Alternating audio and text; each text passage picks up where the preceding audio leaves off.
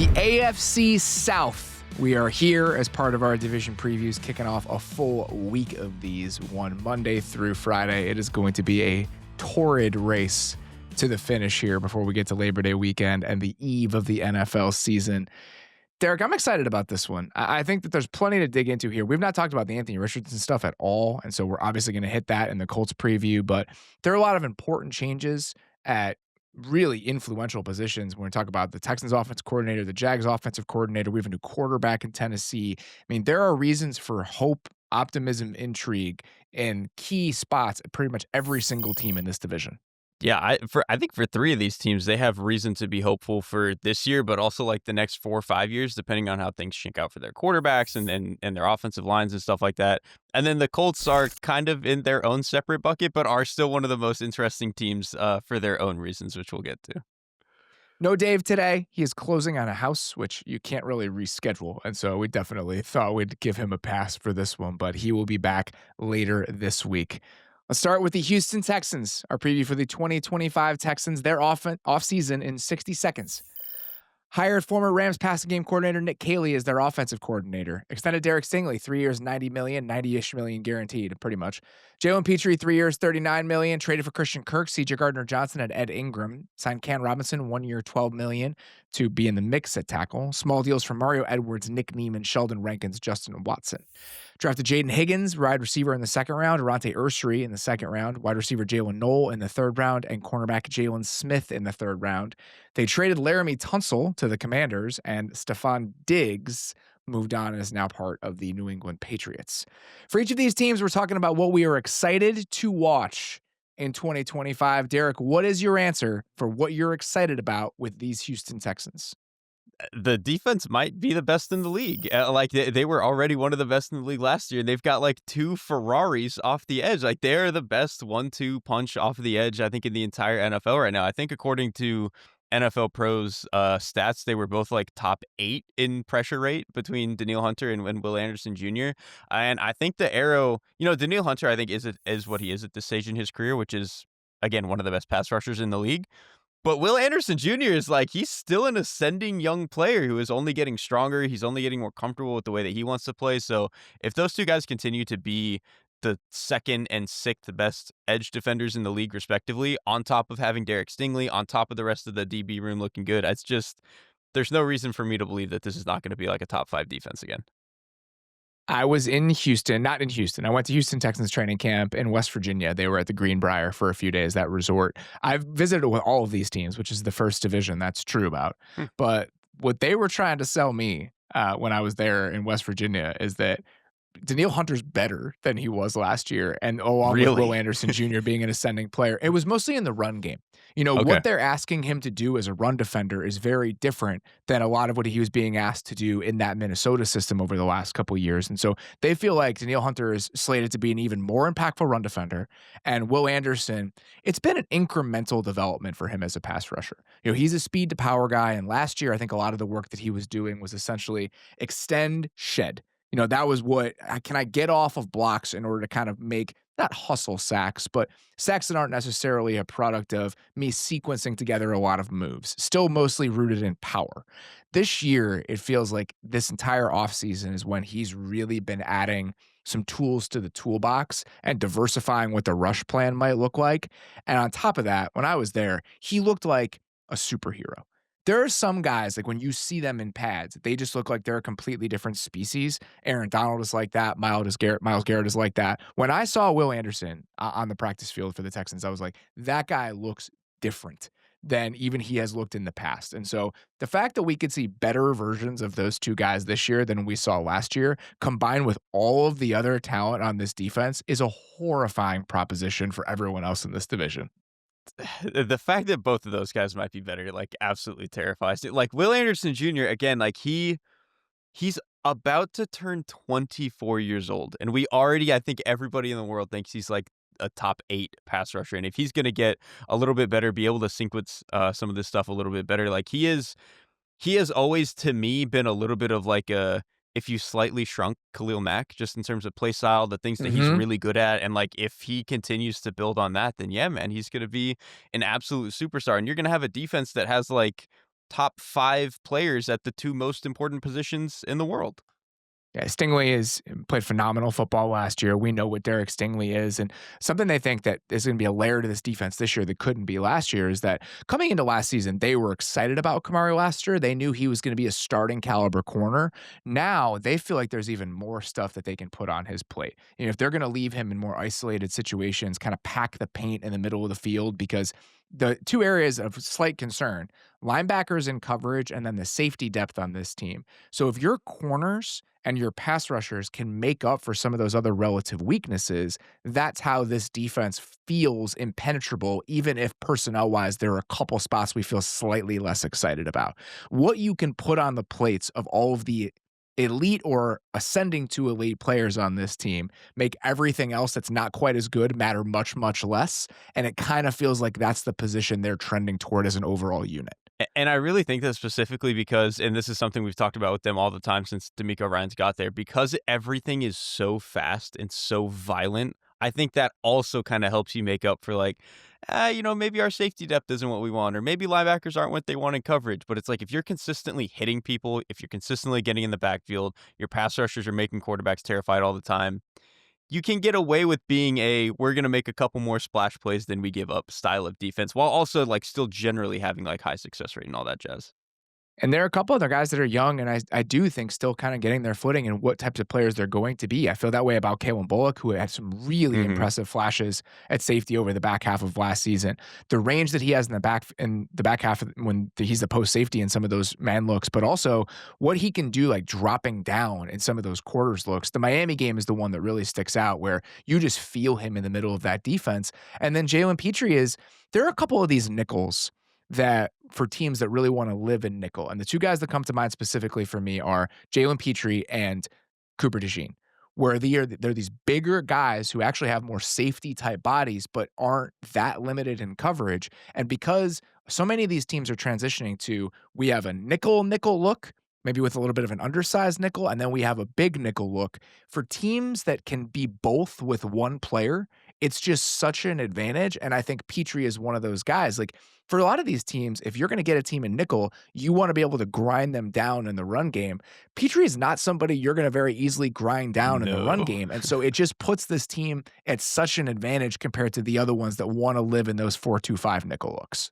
And he's also, he's a year 4 player, so I think we are like slightly less enthused about like, oh, what is his development curve? But he's still relatively new to the nickel spot. Like It's he was year a 2 safety. for that. Exactly. Yes. And so for him to like get another full year under his belt playing that, being a little bit closer to the line of scrimmage, is just like there's a chance that he takes a step. And if he takes a step, then you're talking about the second best corner in the league on the outside with Derek Stingley, Kamari Lassard, who is about as good a number 2 corner as you can get, and then one of the bigger, stronger nickels in the league. Like it's just, even if we have some questions about what the other safety spot might look like next to Bullock, like if you're hitting 4 out of 5, that's a pretty good spot to be in.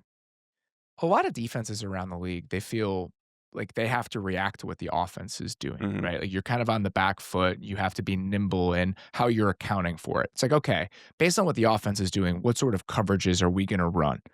The way that travels is different for the Texans.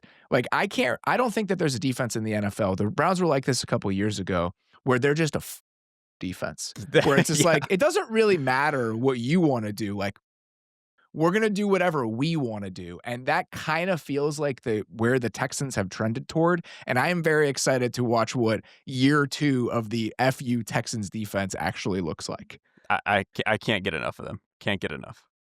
We don't have to spend a ton of time on this because we're going to hit on it in a bunch of different areas, but I think the defense just in a vacuum is probably what I'm most excited about. The other element that I'm just looking forward to is, what is CJ Stroud going to look like in an offense that isn't actively folding in on itself? Because that's what was happening in the back half of last year. This Texans offense last season led the league in unblocked pressures. I mean, you just watch how teams were picking on them in pass protection. And this is beyond the offensive line talent. And we'll talk about how both of those things get weighed as we hit some of these other categories. But getting to a place where he's going to have a little bit more freedom, where they're going to be in a position where they can make sure that at least the structure of it is sound. Even if the talent isn't quite where we want it to be at some of these positions, are we at least giving ourselves an honest shot with the rules and how this thing is built from the ground up? I'm just excited to see him potentially, hopefully, be able to bounce back in those sorts of circumstances, considering how bad it looked for a majority of last year. Yeah, like I just have a chance to block everybody on a given play. Like there were just so many times last year where they had, no interest is probably the wrong way to frame it, but they were clearly just letting so many guys through. And it was a lot of like, oh, well, we'll throw hot and it'll be fine. And it's like, that's cool. But if your only answer to a lot of blitzes and pressures is like, oh, we'll just throw hot every time. Well, man, you better be Tom Brady. And I love CJ Stroud, but he's just not that caliber of player yet. And there's just really few guys who have ever been that in NFL history. So I'm very excited for them to hopefully be something a little bit different and give him a little bit more of a chance to actually play quarterback, because I think that was one thing that we kind of did see. One of what impressed me with CJ Stroud really early on is that even though the offense was constricting in some ways during his rookie year, he was not a guy who was ever under center or ever did the turn your back play action stuff. And like he immediately did that week 1 against the Ravens in his rookie year. And that to me was like, he can clearly play different ball than we saw from him in college, and so I'm now very excited to see him play different ball than we've seen him play his first 2 years in the NFL. We'll talk about this in a bunch of different ways over the course of the rest of these categories. We don't need to linger on it here. Let's get to the swing points for the 2025 Texans. For all of these teams, we're talking about a couple areas where the season might pivot one way or the other. What was your answer with Houston? For me, it's just like, do any of these pass catchers that they brought in give them something? Nico Collins is sight unseen. Forget about it. He's going to be a top like 7 NFL receiver. He's going to be amazing. The other guys, it's a lot of like, we hope it works. Christian Kirk, I think, has been a solid player for a long time in his career, but he's coming off of, I think it was a pretty major shoulder injury to end last year. Obviously, we're not going to get Tank Dell for this year based on the injury that he had last year. And then so between an injured Christian Kirk coming off of his injury, and then 2 day 2 rookies in Jalen Knoll and Jaden Higgins, there's just kind of a lot of uncertainty. And that was kind of what we saw with the unit last year. After Diggs got hurt, Dell got hurt, there was just a lot of guys that they didn't know after Nico Collins who was getting the ball. And I'm not saying I'm worried that that's where we're going to arrive this year, but with as much uncertainty as there is, there's a chance. But there's also a chance that like one of these rookies is amazing and Christian Kirk looks perfectly fine. Yeah, I don't know how the pieces are all supposed to fit together. And that's not a criticism. I think it's mostly just because I don't have a good handle on Jaden Higgins as a player. I Mm, didn't love him as a prospect. And so I think that you look at the traits, and I completely understand the appeal of the traits. He's big, he's fast, he's long, he's actually a decent route runner. mhm, But there are elements of his game that I found a little bit frustrating. And so the rosy outlook with him was harder for me to see than somebody, ironically, like Jalen Knoll, who I liked mhm. much better. Because, and this is a problem with me, I'm not a scout. But when I watch college players, I think a perfect manifestation of this is how I enjoyed Derek Harmon, which I'm very sad right now, more than somebody like Kenneth Grant or Walter Nolan. And it's because when I watched Derek Harmon, I was like, that guy's good now. Like I watch Mhm. what he's contributing now, and I get too rooted in that because it's more about practicality than it is about seeing the vision and traits of the player, which is what scouting is. And I kind of felt that way about Jaden Higgins versus Jalen Knoll. And so, how he's supposed to fit with Nico Collins, and if he's going to be more of like a traditional boundary receiver, does that free you up to do some different things with Nico Collins? And we mostly have seen Christian Kirk in the slot when he was in Jacksonville, but if this is going to be a team that uses a lot of condensed formations, can he play in 12 personnel and still be utilized the same way? I don't know. Like I just do not know what the deployment and the rotation and the usage is going to look like for all of these guys. I believe it can work. I think they have enough talent to get there. I just don't know structurally what it's supposed to look like yet. I don't either. And again, like, I think a lot of it is going to come down to like how much do they want to put Kirk outside? Because I think the worst parts of his career were when teams put him too much outside. I do think it's something he can do because he can burn. Obviously, he's a pretty good downfield threat. So if that's something they want to do to free up Collins a little bit, I think that could help. To me, and Jaden Higgins was a player I was a little bit up and down on as well. But to me, I think the sell is you want him to be Michael Pittman, where the hands are really good. Yeah, I He's think that's good. smooth for a bigger guy. He can kind of play in the slot. He can kind of play outside.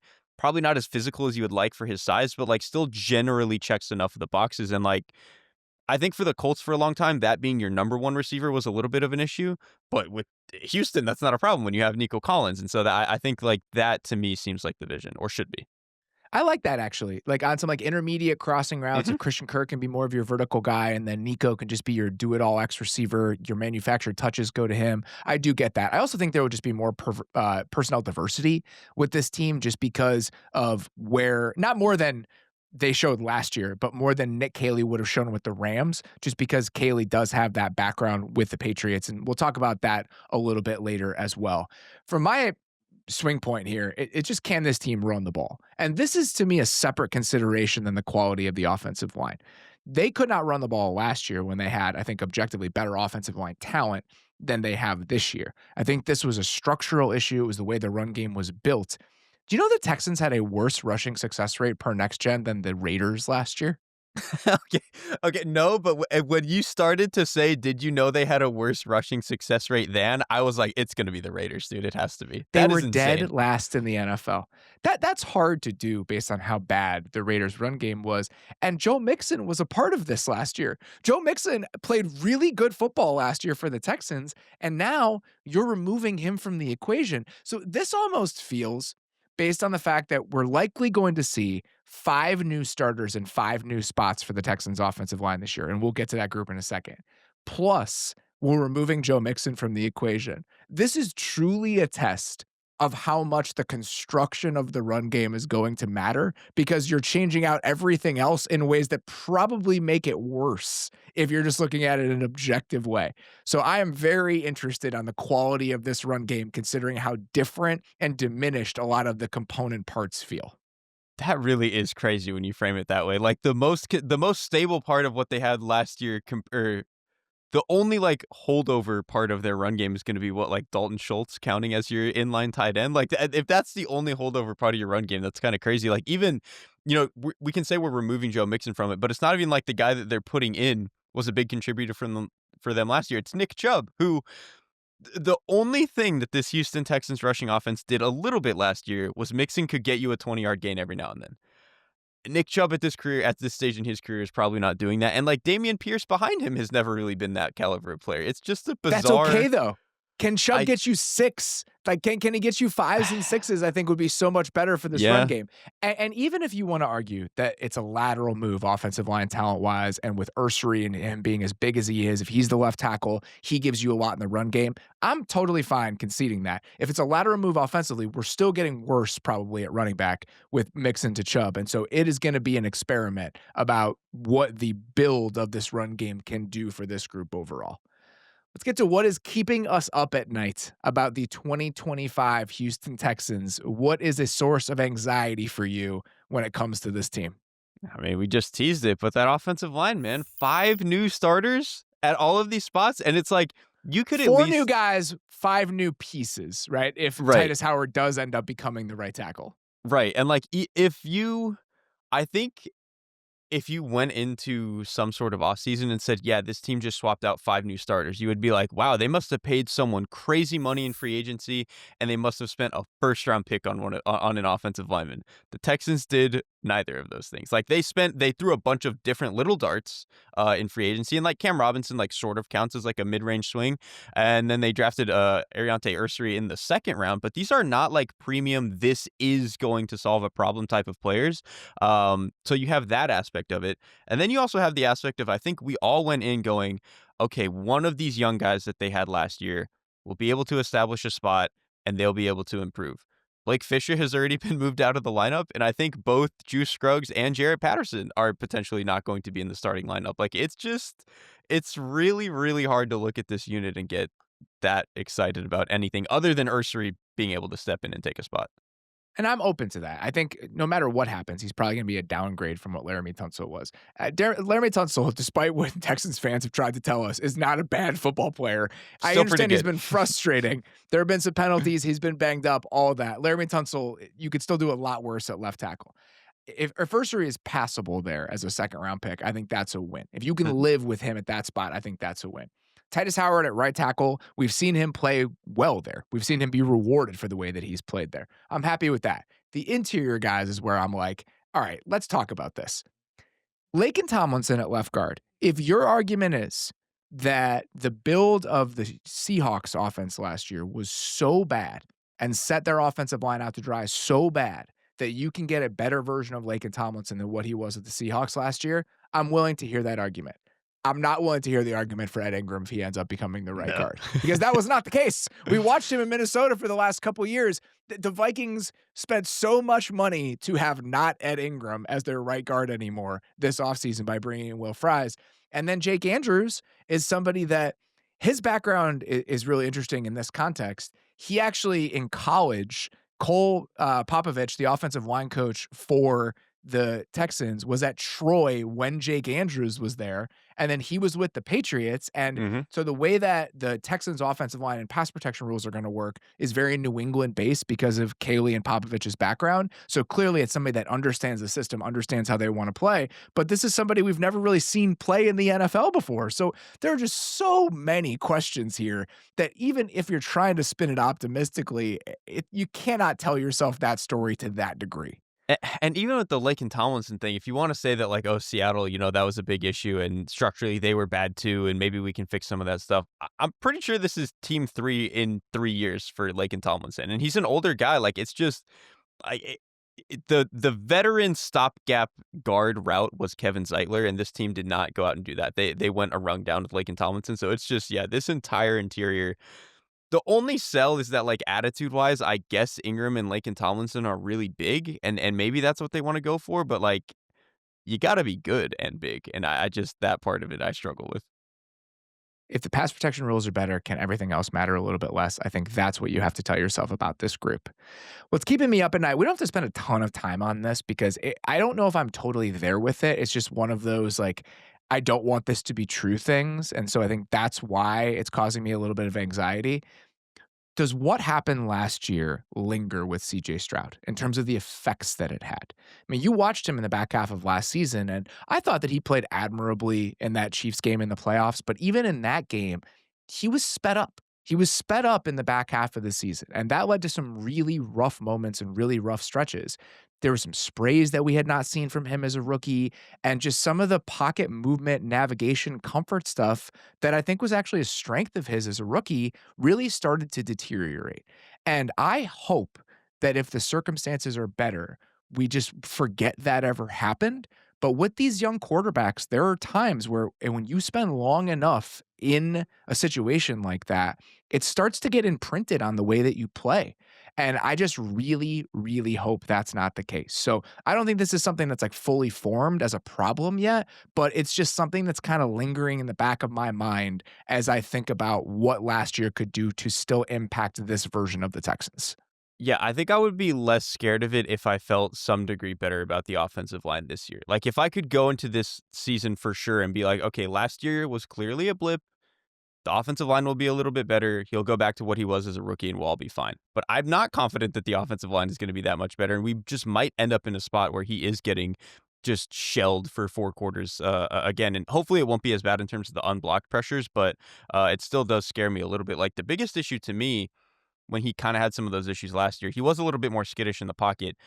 But with the spray specifically, he kept throwing at people's feet. Like, he Yes, just and he's still dirting doing that. If you watch the everything. preseason, there are some low throws in the preseason, and low misses are better than high misses. Right. But I still just like I watched some of that even in the preseason. I'm like, it just worries me a little bit. Like, I am still very much a CJ Stroud believer, but they're just like these little nuggets that I just cannot eject from my brain based on how last season went and some of the early stuff that we've seen, just the little glimpses. Yeah, like, I still have long-term faith, but it is back in my mind. It's back in my mind. The one other little thing, if we want to treat that as like half of what's keeping me up at night, just the depth in the spine of the defense, I do think is worth pointing out. CJ Gardner-Johnson, he actually got hurt the day I was there. It wasn't as bad as they originally might have thought, so hopefully he'll be back sooner rather than later. But safety depth is a concern for this team even before CJ Gardner-Johnson got hurt, and they were aware of that. And then I think if you look at the linebacker group, just especially in coverage with Toto, and then you look at the interior players, they're thrilled with how Sheldon Rankins has looked, considering how bad his season was last year when he was dealing with all of that health stuff. So they're really excited about him. But Danico Autry's coming into the season a little bit banged up. And I do think Settle and Mario Edwards have been solid for them as part of this system. So I think they can get by. But relatively, I think those two areas in the spine of the defense are probably the general weaknesses compared to what they have at those other spots. They just, in the way that we've talked about some other edge rushers and stuff, they have a lot of guys who, if they were your third best defensive tackle, you would feel so happy about it. It's just that the entire room is made up of that. And it's like, you Yeah. would love if there was just one guy where, like, all 3 downs, we can really get something out of him. And that does worry me a smidgen with those guys. They've done such a great job of getting the most out of the people that have rolled through that building, though. So even like Tommy Togiai, who's like their third or fourth, like their fifth or sixth defensive tackle right now, had some nice moments in the preseason. They're excited about what Darrell Taylor can be in this scheme. Like this system has done such a good job of getting the most out of defensive linemen when they kind of get rewired in the correct way. So I have faith that they'll spit out on the other side okay in that spot. It's just one thing to think about with the quality of the roster heading into the season. What are you watching the first month of the year with the Houston Texans? We're hitting this question with every team. I'm excited for CJ Stroud to, a little bit like we talked about earlier, have some autonomy behind the line of scrimmage and really make this offense his own. Stephen Ruiz of The Ringer wrote a really good piece and got a little bit of access to, like, okay, what are they actually going to ask of him? And CJ Stroud kind of flatly said, like, yeah, I couldn't change a whole lot in the first 2 years of what I was doing in the NFL. And again, there are benefits and drawbacks to that. The benefits are just like, it's like, okay, you technically always have an answer, but it's just when things were going so wrong for them, getting to the hot every play was just not a good answer. And I think now getting them to a spot where CJ Stroud really feels like he's going to take ownership of it, I'm pretty excited for that, because he does seem like a guy who the give a factor is like insanely high. And those are kind of the guys I want to hand the keys to the car. So maybe in year one, it doesn't look fantastic and he doesn't have all the answers and he's doing stuff a little bit wrong. But I think for the long-term growth of what you want him to be by the time he's 26, 27, really hitting that like mental peak, I think this is like a necessary step for his development. There's aren't that many teams anymore that put as much on the quarterback as the New England system does. And I Mhm. think that kind of leads me to what I'm watching the first month of the season is just what the Nick Caley offense is and what middle ground it reaches between his background in New England and his background with the Rams. And the New England system, everything is on the quarterback historically. That like Earhart Perkins offense and the way that they would structure things. The quarterback it does all the mic points, handles all the protections, can change any of the protections. And the way that a lot of progressions work within that offense, the quarterback is making decisions based on man zone, based on one high, two high. And in the modern NFL, it's actually become difficult to play like that just because there's so much disguise that you can't really make those decisions quite as quickly or as correctly as you used to. So when Caley went to Los Angeles, it's a completely different system for how the quarterback progressions work. It's a pure progression-based offense where you're kind of sweeping the board from left to right, and you're not putting a lot of those pre-snap decisions on the quarterback. So I do think that we're going to get to a place where it's kind of a hybrid between the two, where the protection system gives the quarterback all of that autonomy, and then you try to make it a little bit easier for him with the way that the quarterback progressions work. And so how they end up blending all of those worlds, I'm really excited to see what it looks like. I think in theory it can work if done correctly. Which this is just like this. That sounds a little bit like how the Lions offense works, truthfully. And so if they Yes. can get to some version of that success. So the Lions offense is a perfect example of this. The Lions offense, the base protection rules are very similar to the Shanahan rules, which is like the jet protection world. But Jared at the line of scrimmage, if he wants to, he can change it.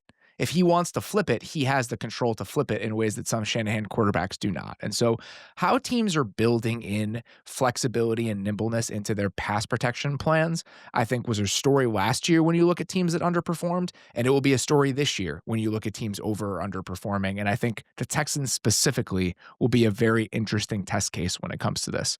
The last thing when it comes to the Rams world and how it might creep into what the Texans are, Xavier Hutchinson is like perfectly built to be that physical, dig it out, blocking wide Hmm. receiver in that sort of system. And I know that the Texans ran a bunch of condensed formations and stuff last year, but I think that he has a role within this offense. And he's just somebody that we haven't mentioned quite yet, even though we've talked about most of the players on the roster. What does success look like for you with the 2025 Houston Texans?